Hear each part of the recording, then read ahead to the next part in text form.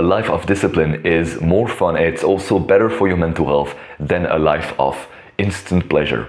So imagine 2 days, right? Imagine the first day you wake up and you're super fucking motivated and you're super disciplined. You know, like one of those days, when you wake up and you feel better and you instantly go and meditate and journal and you take a walk in nature. And then, when you take this walk in nature, you feel extra confident. So you go and speak to some girls and then you go and speak to some people. Then you come home and you actually, work on like this project and all this career, this study, this business, this sport, this hobby that you really enjoy, that gives you fulfillment in life.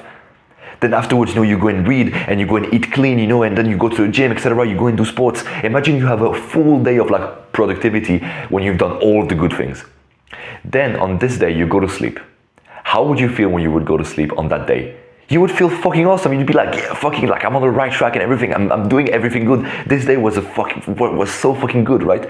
Now imagine you wake up and the next day you're not disciplined at all, and you're like, one of those days when it's just like a low day, right? A danger day.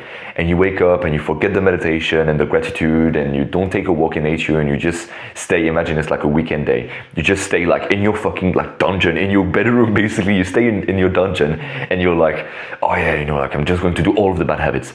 And so you go and fap multiple times, you go and order fucking Uber Eats, fucking dirty junk food, you go and fucking scroll for like hours on social media and shit.